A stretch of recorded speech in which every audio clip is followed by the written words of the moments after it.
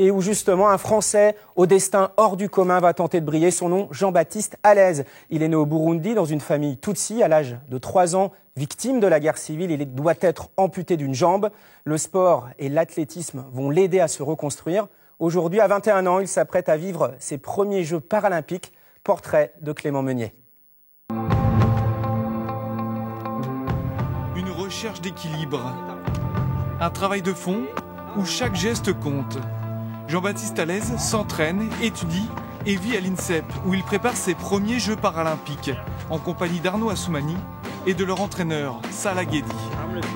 Pointilleux, le sprinter et sauteur longueur ne néglige aucun détail. Je pense qu'il pourrait mettre un gros poids là.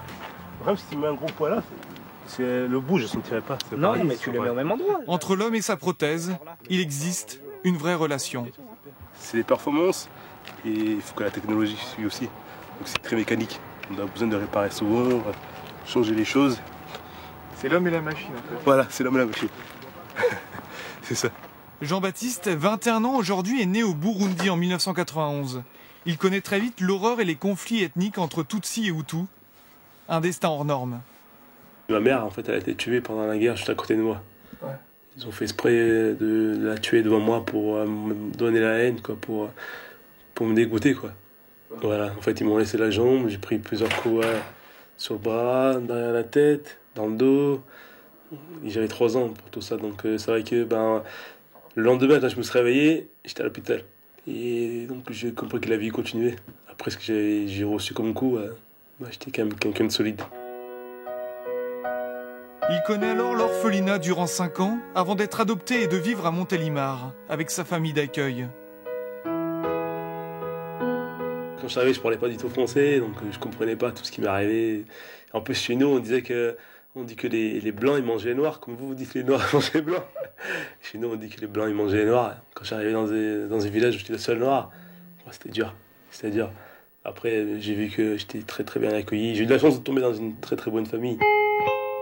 Auprès de sa mère Danielle, de son père Robert et de son frère Julien, Jean-Baptiste, malgré son handicap, s'essaye à tous les sports. Vélo, snowboard, art du cirque, équitation, avant de s'orienter vers l'athlétisme, son exutoire. Par rapport à tout ce que j'ai eu, j'ai vraiment pas fait de thérapie, pas fait de psychologue, j'ai rien fait tout ça. Et l'athlétisme, c'est ce qui m'a permis de grandir.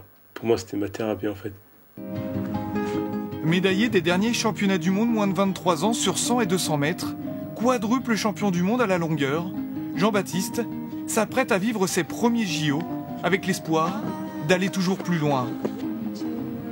Pour que le gamin qu'il était soit fier du grand sportif qu'il est devenu. Là, j'avais 6 ans, je ne savais pas ce qui était fait de mon avenir, donc maintenant je sais que je suis devenu un sportif de haut niveau, alors qu'à cet âge-là, je ne savais pas ce que j'allais devenir. Donc voilà, j'ai l'impression qu'il voit que je suis fier maintenant de ce que j'ai réalisé. Il me regarde et il dit t'as grandi bien. Une belle leçon de courage. À demain dans Tout le Sport.